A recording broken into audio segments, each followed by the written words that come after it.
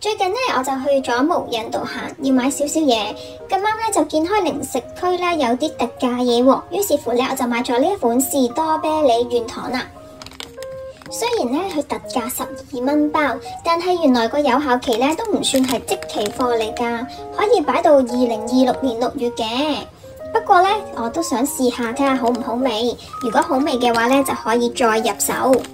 而呢包糖呢，就好似我細個嗰陣時會食嘅可樂軟糖咁啊，出面有層砂糖，總之就唔會係黏手嘅，食落去咧就多一個真質感，而且咧佢個味道咧一打開咧都幾香噶，好香嘅士多啤梨味，同時咧佢個顏色真係好靚啊，粉紅色。而我本身咧都好中意食檸檬味嘅食物噶，咁所以咧。我見到檸檬軟糖都有做特價喎，一樣係12蚊一包，所以我都買咗一包嚟試。而呢款呢，出面就冇一啲砂糖啊或者一啲粉粒啦。咁睇下開出嚟個檸檬味又會唔會好似頭先個士多啤梨味咁香先？同樣地，佢都唔算係即期貨嚟㗎，一樣係可以擺到2026年，但係相對地呢，就早啲到期。不過呢包糖呢，打開就唔會話好似頭先個包士多啤梨糖咁，一打開就有陣士多啤梨味，檸檬味呢，相對地呢就比較淡一啲，唔會話一打開就聞到好濃嘅檸檬味。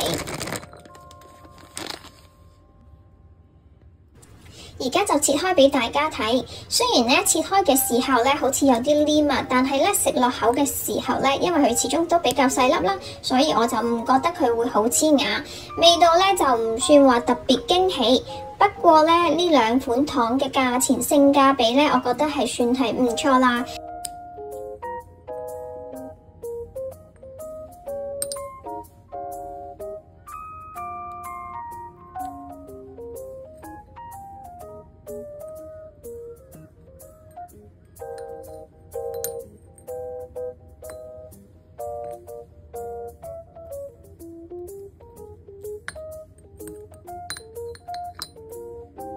今次零食開箱除咗開箱無印良品嘅特價零食之外呢，當然就要開箱另一款我自己好中意食嘅零食啊！佢就係呢款魷魚啦。不過呢，佢就淨係得一種味道嘅，都係帶甜嘅。但係呢，細細包嚟食嘅話呢，返工啊或者返學食嘅話呢都非常方便啊！而且佢都係12蚊一包咋。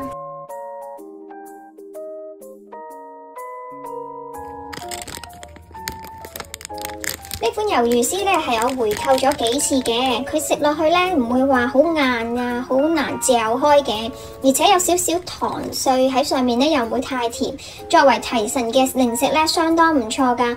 不過呢，佢就唔似頭先嗰兩包糖有得攝翻嘅喎，咁點算呢？我點樣可以攝翻佢呢？唔通又用3夾？呢個時候我就諗起之前喺淘寶度買咗一個封口機啊，呢個封口機呢，一共有好多個檔次，一共有9個檔次可以俾大家去做封口嘅。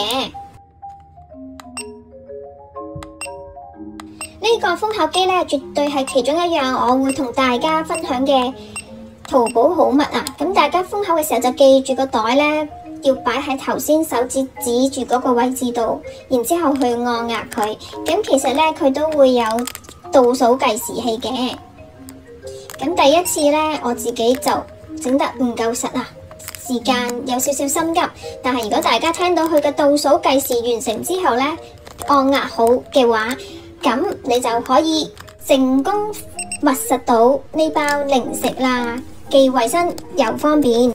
希望大家可以訂閱我嘅頻道，等我2026年同大家再做更多分享。